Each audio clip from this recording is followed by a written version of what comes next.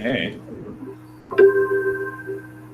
जब हम कहते हैं कि हम सिखा रहे हैं तो उसमें मैं नहीं है, परंपरा से सिखा रहे हैं। परंपरा का मतलब कि गुरुदेव के गुरुदेव, फिर उनके गुरुदेव, फिर बुद्ध हो गए, कृष्ण हो गए, सारी परंपरा हमारे पीछे। हम उनके बिहाफ पे, उन्होंने जो कहा हम उसी को अपनी भाषा में बता रहे हैं। ये तो जब ये भाव मन में रहता है तो फिर पता ही नहीं लगता कि कौन अलग है। बाहर से रूप और रंग अलग लगता है, पर अंदर एक ही है। अब देखो, हाँ, आज भी नहीं, मेरा मन नहीं कर रहा आज करने का, भारीपन लग रहा है शरीर में, मन में। हाँ जी, मैं एकाग्र नहीं कर पा रहा हूँ, मैं बीमार हूँ, मैं अभी आलस आ रहा है, मुझे बहुत काम है। ये सारे के सारे मन के खेल। ये सारे के सारे मन के खेल हैं। उदाहरण लो, एक कि मेरा शरीर और मन भारी लग रहा है, तो हमने क्या किया, हमने अनुभव तो कर रहे हैं कि हमारा शरीर भारी लग रहा है, मन भारी लग रहा है, पर हम इसकी खोज नहीं करते, वहीं पे रुक जाते हैं। मतलब अपनी बुद्धि का प्रयोग नहीं करते हैं कि भाई शरीर भारी लग रहा है, अच्छा शरीर का भार बढ़ गया क्या? जैसे ही मन के से ये पूछोगे कि हाँ मन बताओ जरा, शरीर का भार बढ़ गया क्या? एक दिन में ही, एक घंटे में ही मन भारी हो गया, तो मन का भार बढ़ गया क्या? नहीं, ऐसा तो नहीं है। तो मन ये क्यों कह रहा है? तो इसी तरह के प्रश्न जो हैं, जो मन हमें करता है और हमें साधना से अलग ले जाता है, उसी को हम कहते हैं साधना में बाधक।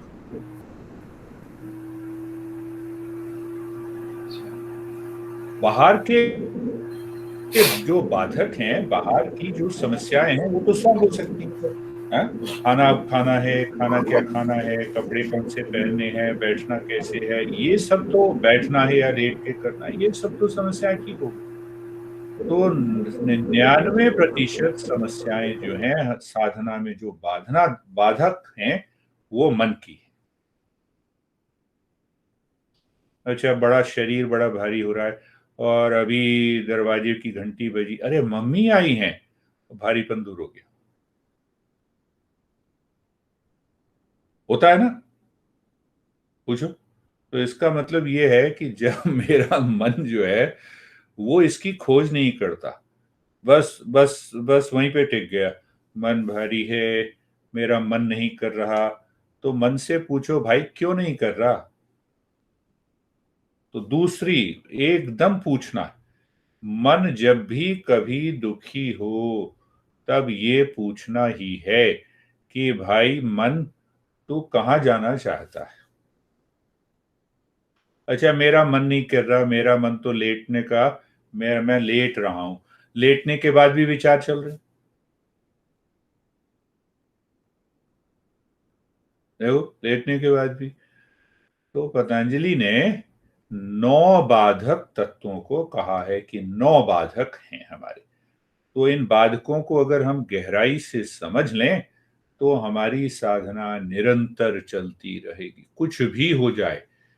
गुरुदेव को मैंने देखा, मेरे घर पे जब आए थे तो 2 बजे, 12 बजे सोए, 2 बजे फिर उठ गए, नहा लिया, नहाने के बाद फिर बैठ गए।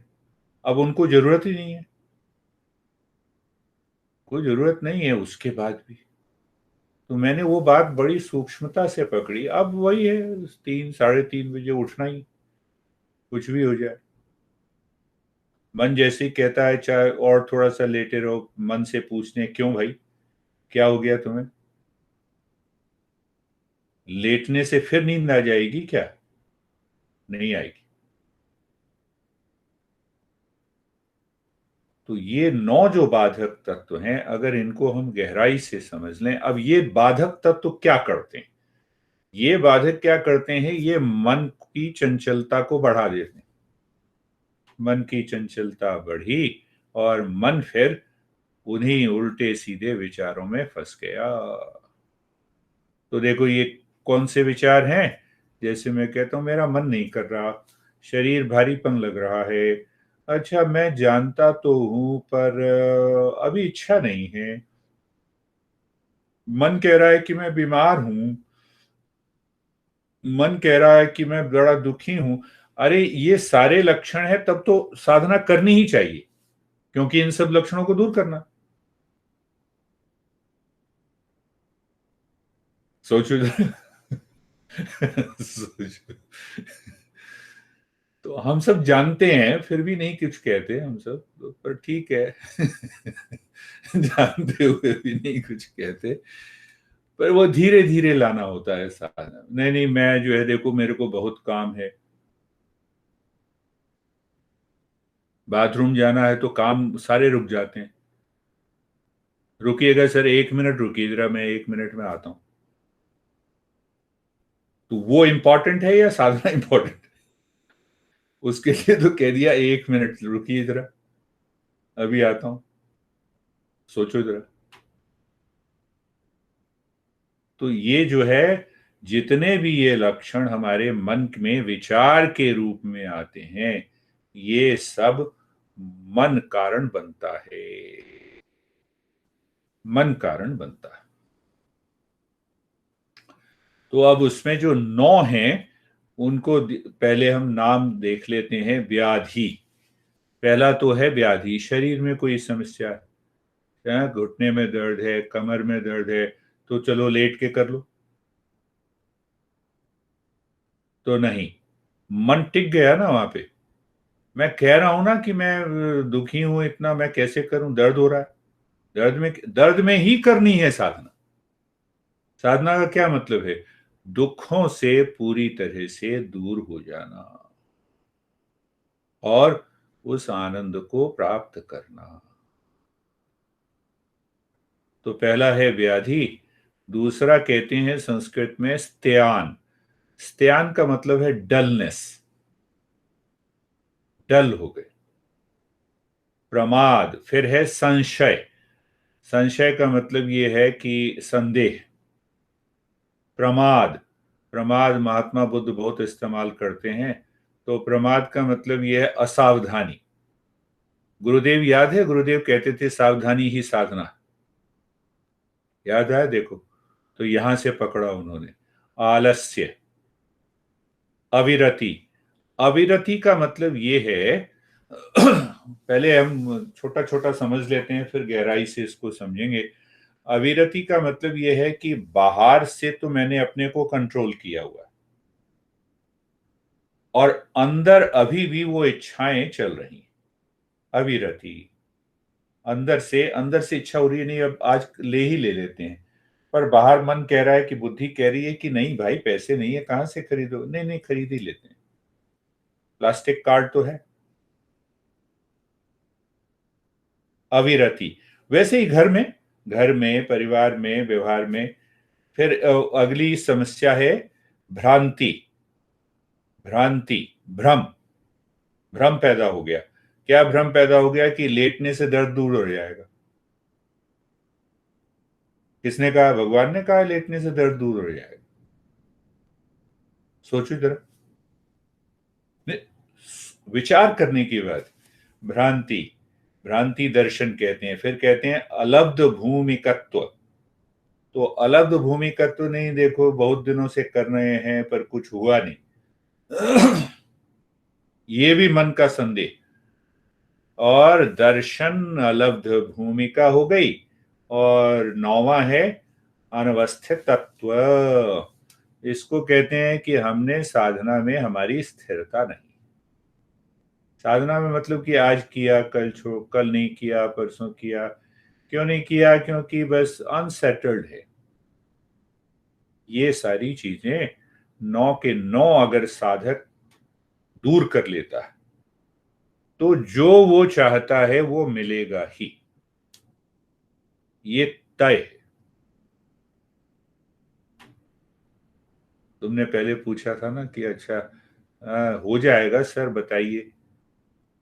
तो ये 9 बाधक तत्व दूर कर लो, कुछ भी ऐसा नहीं है जो संभव ना हो। 9 के 9।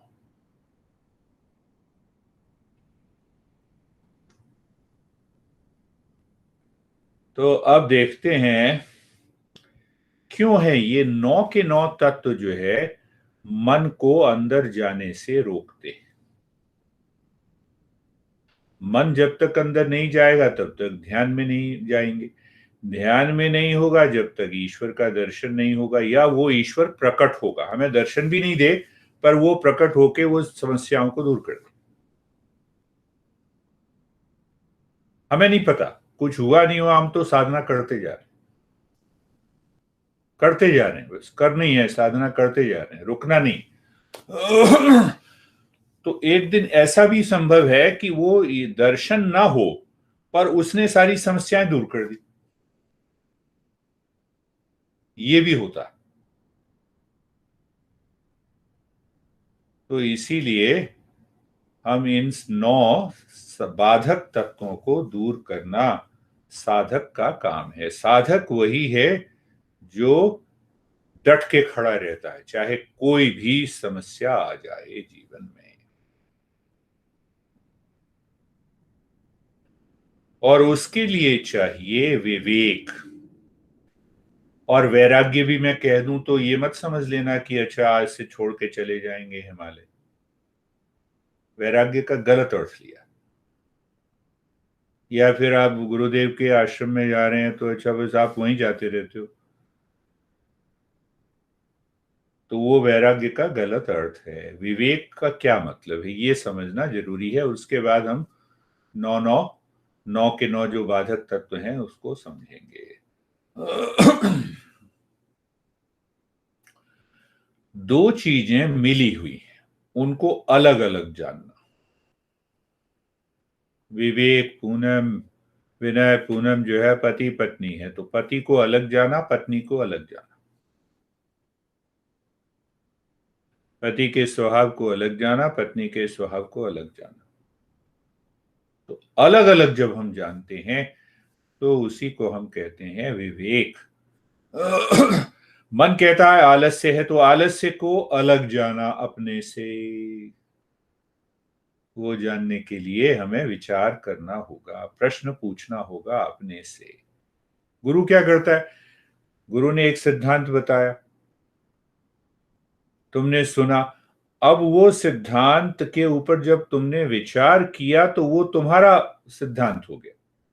तो जैसे ही वो तुम्हारा सिद्धांत हो गया तो एकदम वो समस्या उठ के बाहर भाग जाएगी। हमारे शास्त्रों में बड़ा उल्लेख है, क्या उल्लेख है? कि लाल रंग का लोहे का गोला,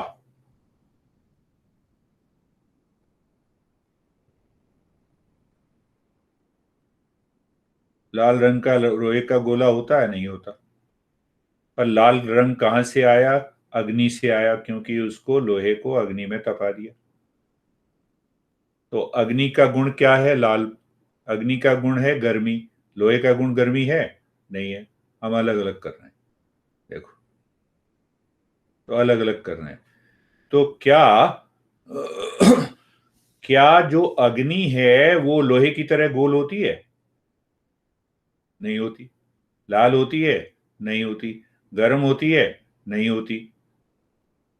तो अच्छा अच्छा अच्छा, ये अग्नि का गोला कहना गलत है। तो लोहा अलग है, लोहा काले रंग का होता है, लोहा भारी होता है। क्या अग्नि भारी होती है?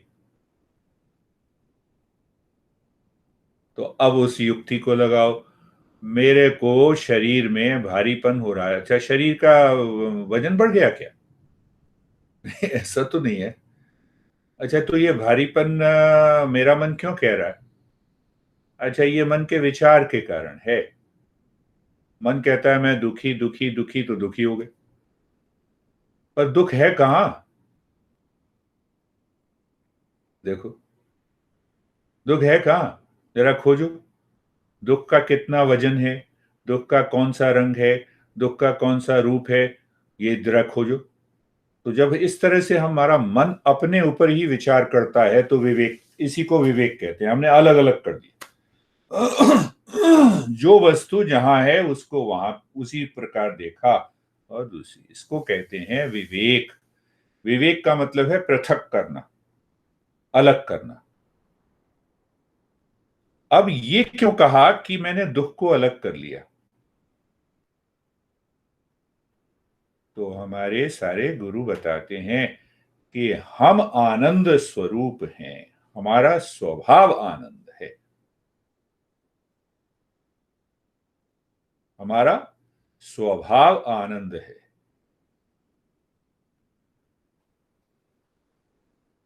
हमारा स्वभाव क्या है? हमारा स्वभाव आनंद है। हम किससे बने हुए हैं? प्रेम ज्ञान आनंद से बने हुए हैं। तो क्या मीठा नमकीन होता है? तो देखो, अलग कर दिया इसको, अलग कर दिया। क्या चीनी कड़वी होती है? अलग कर दिया। तो मैं तो चीनी हूं, मेरा स्वभाव ही आनंद है।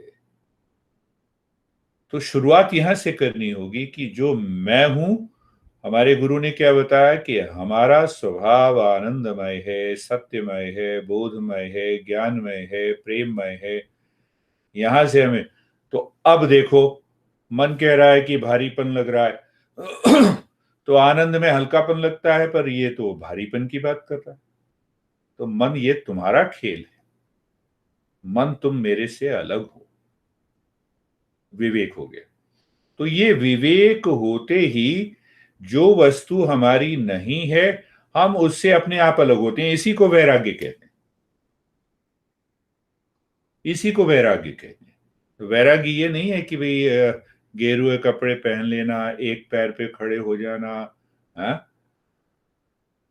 .com लगा लेना यहां पर, वो सब नहीं है वैराग्य। तो एकदम मन जो है प्रसन्नता से भर जाता है। जब हमने अलग कर दिया ना, दुख में हो ही नहीं सकता, आलस्य में हो ही नहीं सकता, भारीपन में हो ही नहीं सकता। तो ये अगर विवेक से करना है, ये बड़ी साधना है, ये ज्ञान की साधना है। मेरा मन नहीं कर रहा, तो मैंने इस अनुभव को अपना समझ लिया।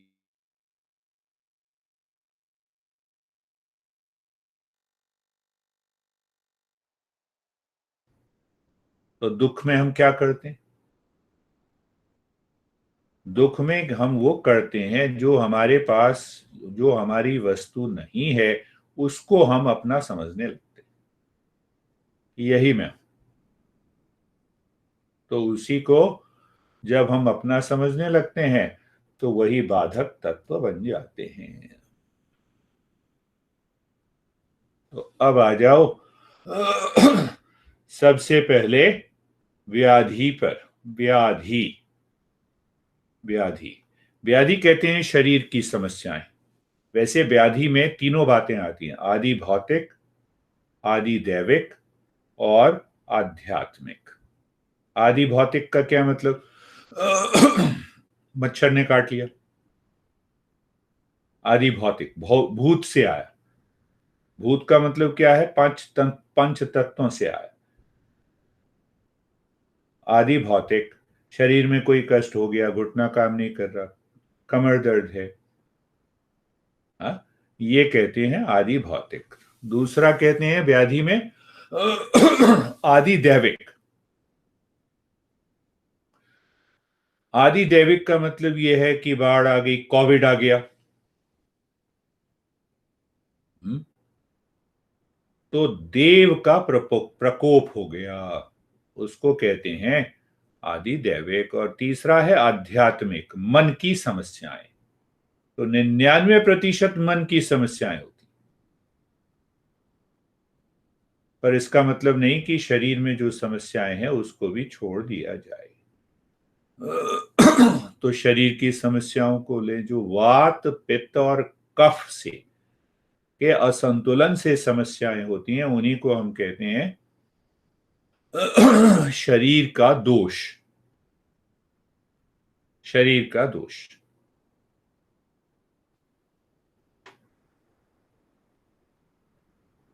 घुटने में दर्द है, घुटने में दर्द है, घुटने में दर्द है। अब यही जब शुरू हो गया अगर मन का, तो घुटने में जो दर्द 5% है वो 90% हो जाए। कमर में दर्द है, कमर में दर्द है, तो दर्द रहेगा ही फिर।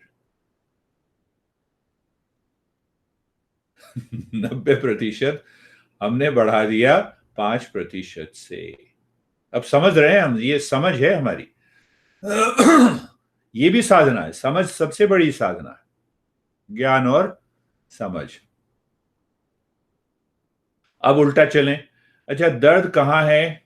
कमर में। क्या मैं कमर हूं?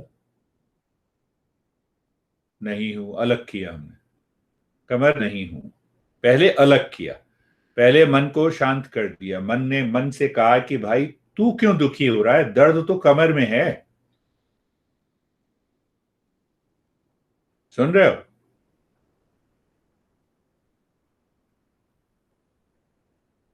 उबासी भरना भी एक समस्या है, उसकी भी चर्चा करेंगे। तो वो भी समस्या, वो भी मन की समस्या, उसकी भी चर्चा धीरे धीरे आएगी।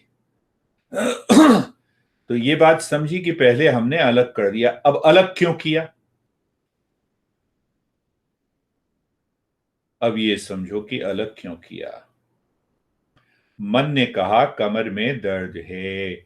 ये मन का भाव प्राण के द्वारा शरीर में गया, शरीर से फिर मन में आया, फिर मन ने कहा कमर में दर्द है, तो मन का ये भाव प्राण से शरीर में गया, फिर वापस आया। तो ये यात्रा चलती रहती। आधुनिक विज्ञान ये कहता है कि 99% जो हमारे रोग हैं शरीर के, उसको कहते हैं साइकोसोमैटिक, हिंदी में कहेंगे मनोकायिक। 99%, हैरानी होगी, विज्ञान भी यही कहता है। मनोकायिक बीमारियों का क्या मतलब है?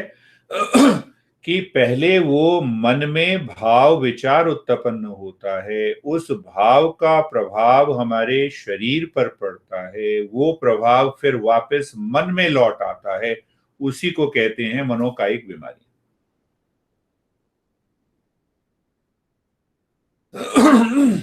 अस्थमा, हैरानी होगी तुम सबको, asthma, diabetes, anxiety, no, anxiety नहीं, वो तो मानसिक बीमारी है। तो ये शरीरगत जो बीमारियां हैं, दर्द, कहीं भी किसी अंग में दर्द है, वो सब इन मनोकायिक बीमारियों में आती।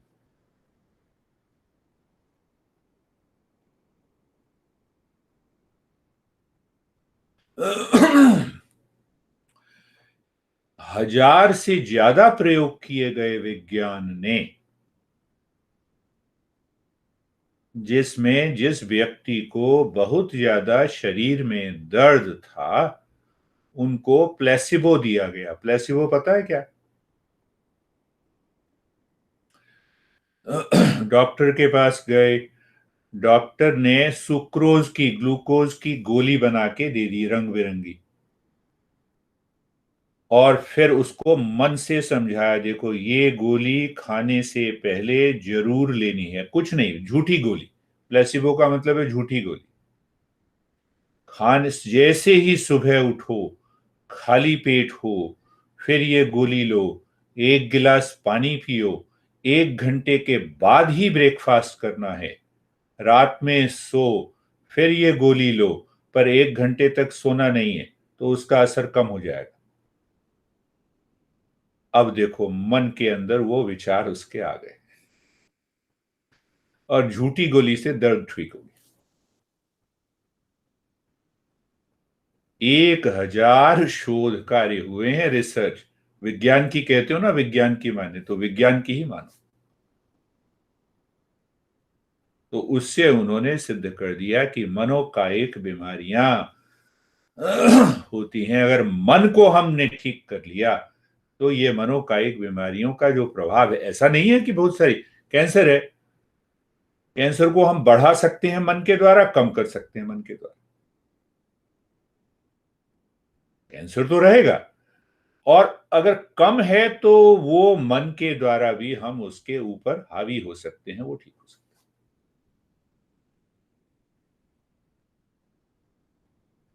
है। आदि भौतिक, हाँ, ये बीमारियां हो गई, आदि भौतिक बीमारियां, 90% बीमारियां हो गई। सबसे बड़ा उपाय है योग निद्रा। शरीर की बीमारियों को कम से कम स्तर पे ले आने का उपाय। एक दिन भी नहीं छोड़ना। 3 बार मौका मिले 3 बार कर लो, 4 बार मौका मिले 4 बार कर लो। खाना बना के आए, थक गए, फिर कर लो। सुबह उठे फिर कर लो, रात में सोने से पहले कर लिया। अच्छा, आज तो बड़ा काम किया, घर की सफाई कर ली, अच्छा उसके बाद याद रहा फिर कर लिया।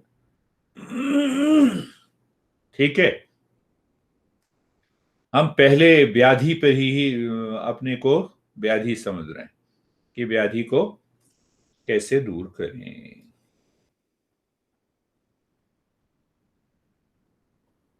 हमारे हठ योग में कहते हैं, अब ये समझ रही होगी मेरे बारे में ही बता रहे हैं सर जो है, ऐसा नहीं है। मैं सबके बारे में बता रहा हूँ। सबको मैं बता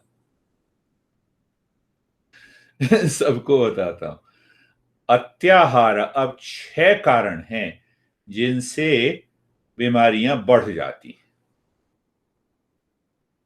6 कारण और समझ लो कि शारीरिक बीमारियां बढ़ जाती, तो उनको हमें ठीक करना है। अत्याहार, प्रयासश्च, प्रजलपो नियमग्रह, जनसंघश्च लौल्यम च, षड्भिर्योगो विनश्यति। यानी योग साधना तो खत्म ही हो जाती है, पर हमारी दिन प्रतिदिन का जो जीवन है, स्वस्थ जीवन भी जो है वो भी रोग युक्त हो जाता है। पहली समस्या अत्याहार, ओवर ईटिंग। तो इस पर हमें जरूर ध्यान देना है कि सुबह दोपहर शाम को हम बहुत ज्यादा तो नहीं खाते हैं। खाने से हमें आलस्य तो नहीं आता है। ऐसा खाना तो नहीं खाते हैं जिससे कि शरीर के अंदर कई तरह की समस्याएं उत्पन्न हो सकती हैं। ओवर ईटिंग तो नहीं करते हैं। अंडर ईटिंग भी नहीं करनी। ऐसा भी नहीं है कि बस अब तो मैं मोटी हो रही हूं, खाना ही बंद कर दिया, उससे भी रोग हो जाएंगे। तो ये समझ के साथ करना है। इसकी चर्चा हम प्रयासश्च, अधिक प्रयास नहीं करना है। यानी इतना प्रयास डेली करते रहें कि थकान हो जाए। हमारे अशोक भाई साहब इंजीनियर साहब हैं, 2 घंटे जाने में लगाते हैं सुबह, 2 घंटे आने में आते हैं। सुबह 6 बजे से रात में 11 बजे तक की ड्यूटी,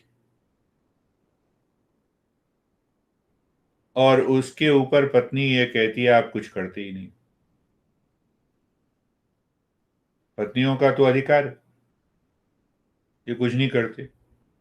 सुबह 6 बजे से रात में 10, साढ़े 10, 11, अब 11 बजे जो खाएगा, सुबह फिर 4 बजे उठेगा, तो अधिक प्रयास है ना। तो इस समस्या का समाधान तो हमें खोजना पड़ेगा। ऑफिस में आप अब अभ्यास साधना कर नहीं सकते, क्योंकि आपको 50 एम्प्लॉइज को कंट्रोल करना है। आप चीफ इंजीनियर हैं। ये देखो, प्रयासश्च। तो ये इसको समझ के साथ, युक्ति के साथ हमें कोई भी किसी तरह का प्रयास जो है वो हमें दूर करना। अब और देखो, जैसे गुरुदेव के बारे में मैंने बताया, वो 2 बजे उठ जाते थे, तो लकीर के फकीर नहीं होना है। अब वो 2 बजे उठ जाते तो मैं भी 2 बजे उठूं, और 2 बजे उठ के फिर मेरे को नींद ही आ रही है, समस्याएं और हो गई। ऐसा लकीर के फकीर नहीं होना है। नियमों में नहीं बंधना। नहीं नहीं, अब तो मैं जो है हमेशा ठंडे पानी से ही स्नान करूंगा, पागलपन है। तो उससे शरीर में और बीमारियां हो जाएगी। अब मेरे फेफड़े ही कमजोर हैं, मैं अब ठंडे पानी से ही स्नान करूंगा क्यों? क्योंकि मैं साधक हूं। तो अपने को नियमों में नहीं बांधना, बल्कि ये देखना है कि कौन से ऐसे नियम हैं जिससे कि मन और शरीर सही ढंग से काम कर सके।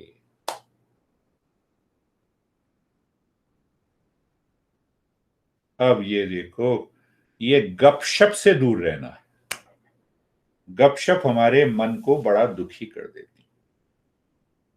नहीं नहीं सर, अब उन्होंने तो फोन किया मुझे और मुझे ये कहा, अब मेरे से दुख बांटती हैं। दुख नहीं दुख बांटती हैं, तो तुम दुखी होना चाहते हो।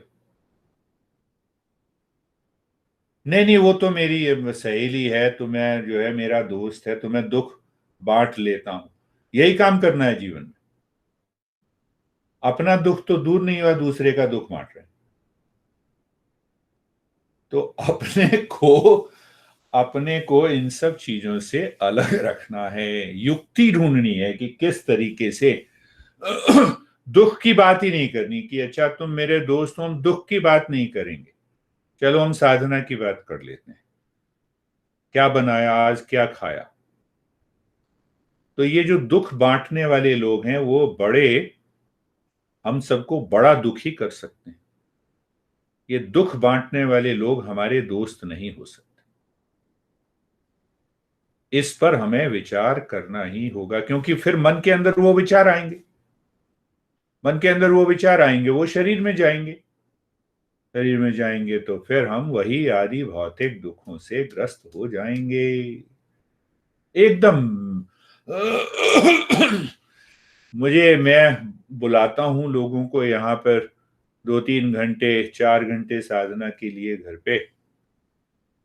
जैसे ही कोई बातचीत करता है मैं कहता हूं अच्छा चाय पीनी है या कॉफी पीनी है या नींबू पानी पीना। बात ही बदल दी।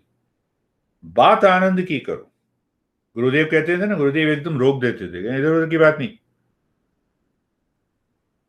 हाँ, कोई भजन भी गाता था दुखी वाला, वो कहते थे ये दुखी वाला भजन नहीं गाना,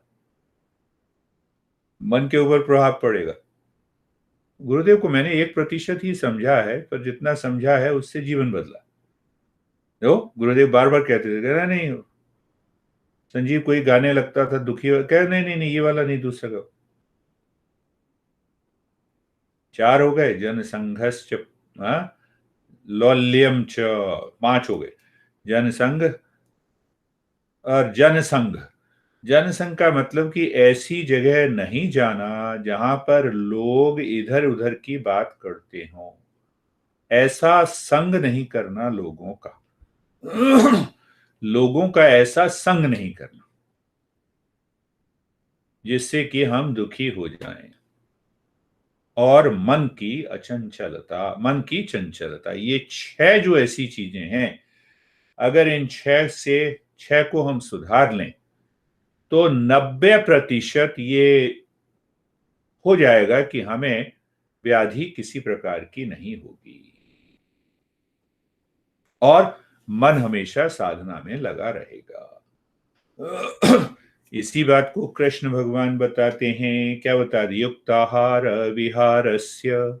युक्ति से काम लेना। युक्ति क्या सही है, ना कम ना ज्यादा, खाना भी, व्यवहार भी, बातचीत भी। ऐसा नहीं है कि अगर हमारे किसी बड़े गहरे मित्र या संबंधी हमें फोन करते हैं दुख बांटने के लिए, तो हम कहें कि जो फोन बंद, तुम अगर दुख की बात करोगे तो बात नहीं करनी। ऐसा भी नहीं कहना। युक्ति से काम लेना। युक्त विहार, आहार विहारस्य, आहार भी, भोजन भी, और हमारा लाइफस्टाइल भी। तो लोग जैसी बात करने, देखो भाई, अगर कोई मेरे पास कोई स्टूडेंट आता है तो उसकी बात तो मुझे सुननी है, पहली बार ही सुननी है, बस पहली बार मैं सुनता हूं। मैंने कहा सारी अपनी गपशप निकाल दो मेरे सामने, बांट लो मेरे से। पर मैं नहीं बांटता, मैं नोट कर लेता हूं, क्योंकि उसका इलाज, उसका समाधान ढूंढना है, इसलिए मुझे पता होना चाहिए। युक्ताहार विहार से, यहां भी उल्ट वही बात कही है कि अपने कर्म में भी युक्ति होनी चाहिए। अब हम लगे हुए हैं काम में और थकते जा रहे हैं, फिर लगे हुए हैं, फिर लगे हुए हैं, नहीं, ऐसा नहीं चलेगा। यक नहीं चलेगा। सब में हमें युक्ति ढूंढनी पड़ेगी। कितने घंटे की नींद जरूरत है? मैं 5 घंटे में अगर पूरी तरह से शांत व्यवस्थित हो जाता हूं तो मुझे ये समझ में आ गया कि 5 घंटे ही सोना। 6 घंटे तो 6 घंटे। धीरे धीरे वो साधना से कम होती चली जाएगी। भोजन भी वही। तो भोजन में फेरबदल करना कि अगर कोई भोजन, कोई आहार जो है हमें परेशान कर रहा है, जैसे 1 डेढ़ साल से मैंने खाली वो एक किनोवा होता है और फल फ्रूट सब्जी मिला के वही 3 टाइम 2 टाइम खाते हैं बस। कुछ नहीं, चावल नहीं, गेहूं नहीं, आटा नहीं, दाल, हाँ दाल जरूर लेते।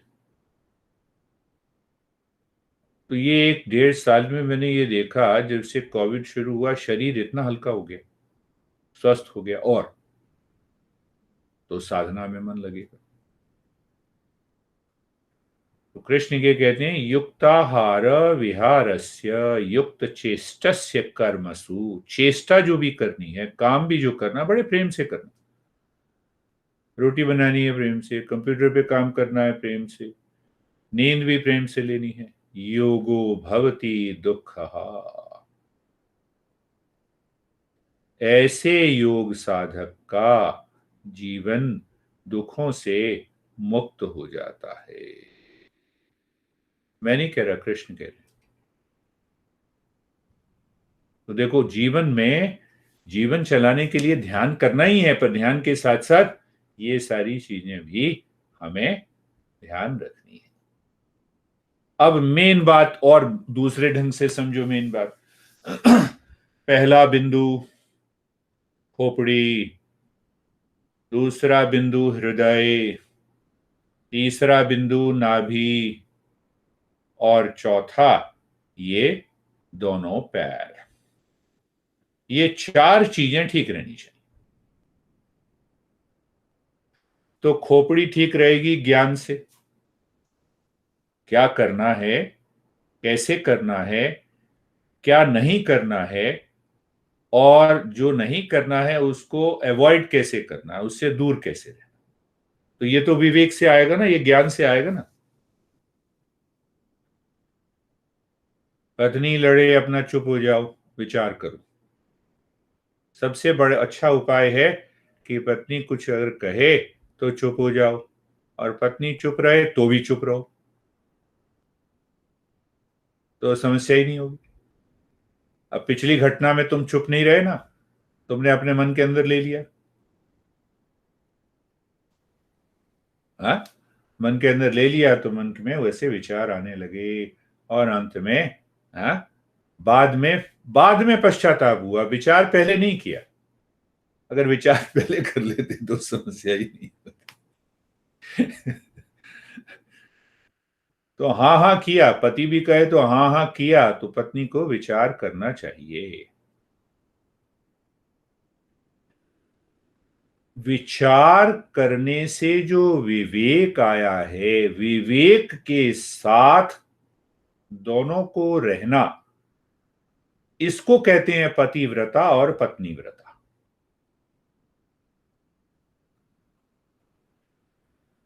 ये नहीं जो पति ने कहा मान लिया जी ठीक है, आप तो पति परमेश्वर है। पति परमेश्वर होता है जबकि उसके अंदर विवेक हो। पत्नी भगवती होता है, भगवती तब होती है जब उसके अंदर विवेक हो। तो एक विचार दोनों ने आपस में किया और विवेक के साथ किया तो पति भी परमेश्वर और पत्नी भी देवी। और विचार नहीं किया तो पत्नी हो गई काली और पति हो गए कंस। तो ये बात हमें, पहली बात, पहली जो है इस चीज को, ये शुरुआत यहीं से होगी, सबसे ऊपर यही। हृदय का जो स्थान है, लोग शास्त्र अपने ढंग से कहते हैं, हृदय का मतलब जो है मन का जो स्थान है। मन इच्छाओं के साथ ही रहता है। मन जो है इच्छाओं के साथ ही रहता है। तो हमें इस बुद्धि को मन के इस हृदय के अंदर उतार के देखना है कि ये इच्छा सही है, ये इच्छा गलत है, नित्य और नैमित्य कर्म मुझे इसके ऊपर करना पड़ेगा। तो डिजायर मैनेजमेंट, इच्छा का प्रबंधन, हम सारा कुछ व्यवस्थित कर लेते हैं, अपने घर को व्यवस्थित कर लेते हैं, शरीर को कर लेते हैं, भोजन को कर लेते हैं, पर इच्छाओं को व्यवस्थित नहीं करते। इच्छाओं का व्यवस्थित करने का मतलब कि ये चाहिए, हाँ ये जरूरी है, व्यवस्था है, प्राप्त कर लिया, ये जरूरी नहीं है, ये बहुत ज्यादा है, अभी ये नहीं कर सकते, नहीं करना। तो ये इच्छाओं को व्यवस्थित करने का स्थान जो है वो हृदय। तीसरा पेट। पेट, मुझे याद आती है गुरुदेव की बात। गुरुदेव कहते थे जरा सा, जरा सा कर लेते। याद आया तुम्हें? कहते थे जरा सा कर लो। तो फिर गुरुदेव कहते थे अच्छा जरा सा जहर ले लो। अच्छा नहीं, मिर्च तो थोड़ी सी है, जरा सा खा लेते हैं, तो जरा सा जहर भी ले लो। तो वो तो उस वहां जरा सा है नहीं। तो इसका मतलब ये है कि जिह्वा पर, अपनी जीभ पर काबू रखना है। भोजन जैसा, जो मेरा भोजन, कोई भी जो भोजन है, कोई उसमें दुराव नहीं है, जो भोजन मुझे, मेरे शरीर को लगता है, मेरा शरीर अच्छे ढंग से पचा लेता है, हाँ, ऐसे भोजन को, वो नाभि का स्थान हो गया। और पैर की, घुटने या पैर कहो, कि चेष्टा करने के लिए मुझे एक जगह से दूसरी जगह जाना है, उठना है, बाथरूम जाना है, पैर काम करते रहे। ये चार चीजों को अगर ठीक रख लेंगे हम, तो हमारे जीवन की 80 से 90% की समस्याएं दूर हो जाएंगी।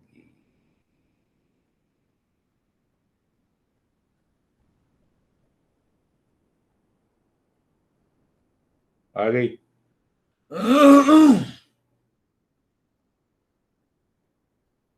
पहली बात हो गई। अब दूसरी बात, अभी तक सुन रहे थे? नहीं, अभी तक नहीं सुन रहे थे, दोबारा सुनना। अब आती है बात स्त्यान। दूसरी समस्या है स्त्यान।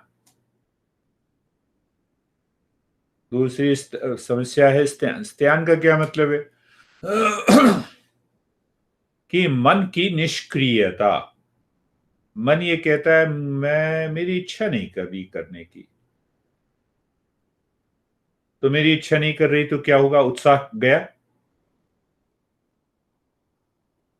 मन जो, मन को जो रुचि लेनी चाहिए, तो वो रुचि चली गई। तुमने आज कहा मेरी इच्छा नहीं कर रही, तो ऊर्जा गई और रुचि गई।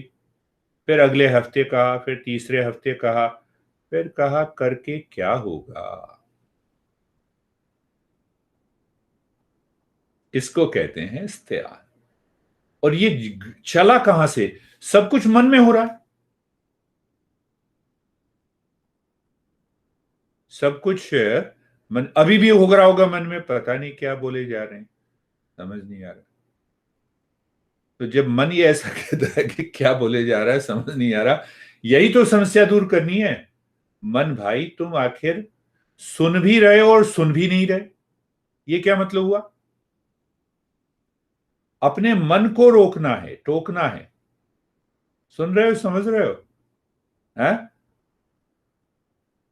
तो अगर ये टोकेंगे, सारी उबासी वगैरह खत्म हो जाती है। और इसी इस्तेआन से मन कहता है कि मेरा शरीर भारी है, मेरा मन भारी है। क्यों भारी है? अब इस पर विचार करो। मन ने अपने को खींच लिया है उस काम से, उस ज्ञान को प्राप्त करने से मन ने खींच लिया है। रुचि खत्म हो गई ना, उत्साह खत्म हो गया ना। तो ये एक तरह का भ्रम पैदा हो जाता है, और उस भ्रम के कारण हमें अनुभव होता है कि शरीर भारी हो गया। उस मन के अंदर अनुभव होता है कि शरीर भारी हो गया है, अब ये होता क्यों, ऐसा होता है, दूसरों को नहीं होता, इन महाशय को नहीं होता और तुम्हें होता है, ऐसा क्यों? अब ये भी सोचना। हाँ? अगर विचार नहीं करेंगे तो बात नहीं होगी। तो ये हमारे संस्कारों के कारण होता।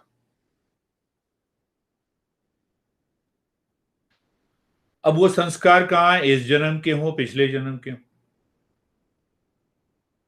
और इस जन्म के हो पिछले जन्म के हो, तो ये संस्कार, जब ये संस्कारों से मन में विचार हुए, संस्कार छिपे रहते हैं, संस्कारों का हमें पता नहीं लगता जब तक वो विचार में ना आए। तो हमें उत्तर मिला किसका, मेरा मन नहीं कर रहा। भाई मेरे मन कौन से संस्कार से ये आया विचार, अगर मुझे संस्कार को दूर करना है तो इस विचार को दूर करना है, इस विचार को दूर करना है तो साधना में लगे रहना है। साधना क्या हुई, रोटी बनानी है तो रोटी बनानी है। हाँ, ये देखो, ये नहीं कि ध्यान करना है तो ध्यान, वो एक भाग है। क्यों? 24 घंटे जब हम इस स्त्यान से दूर हो जाएंगे, जब हम स्त्यान से दूर हो जाएंगे, तब क्या होगा, तब हमारा मन प्रसन्नता में से भर जाएगा। अब स्त्यान का दोष देखो, याद रहेगा। अपने दोस्तों को बताना कि अपने बच्चे का नाम स्त्यान रख दो, देखो नया नाम, अर्थ मत बताना। नहीं, गपशप कर सकते हैं तो ऐसी गपशप करते हैं, स्त्यान रख दो, तो स्त्यान के आगे अ लगा दो, अस्त्यान, देखो नाम भी यूनिक हो गया। स्त्यान में मन ये कहता है कि अगली बार करेंगे, कल करेंगे, और ये कल कभी नहीं आता। धीरे धीरे मन ऐसा जड़वत हो जाता है कि दुआ कहेगा ना, ना ठीक है अगली बार कर लेंगे, अगली बार कर लेंगे, अगली बार कर लेंगे। अब ये क्यों होता है, ये सुनना है बार बार अपने। तुम्हें 10 लिस्ट बनानी है और अगले हफ्ते मुझे 10 विचार ऐसे देने हैं जो तुम्हारे मन के अंदर उत्पन्न होते हैं, जो स्त्यान से संबंधित है। तो विचार करके जब तुम लिखोगे तो वो अपने आप दूर हो जाएंगे। यही खूबी है। खूबी, विचार किया ना तभी तो लिख के भेजोगे मुझे। तो उसका कारण यह है कि रजोगुण सबसे अधिक हो जाता है मन के अंदर, और मन के अंदर रजोगुण बढ़ने के कारण मन उस जगह भागता है जहां उसे नहीं भागना चाहिए।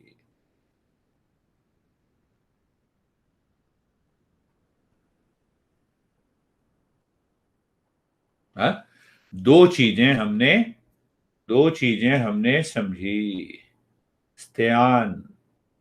अब तीसरी बात, लास्ट बात ये समझें कि स्त्यान के कारण जो ज्ञान हमें मिलना चाहिए था, जिस ज्ञान को हमें बिठाना था अपने मन के और बुद्धि के अंदर, वो ज्ञान बुद्धि के अंदर खत्म हो जाता है। वो ज्ञान बैठता ही नहीं। हम कहते हैं ना कि भाई दही जमा लो, देखो फिर दही, तो ये ज्ञान जमता ही नहीं मन के अंदर, स्त्यान के कारण। अब क्या निष्कर्ष निकला बताओ? ज्ञान को जमाना है तो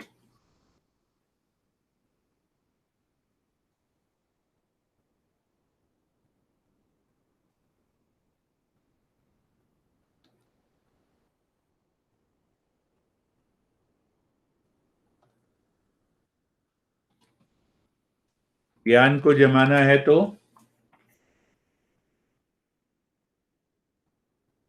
दोनों स्त्यान को दूर करना पड़ेगा। आगे जो 7 बज गए उसकी भी चर्चा हम करेंगे।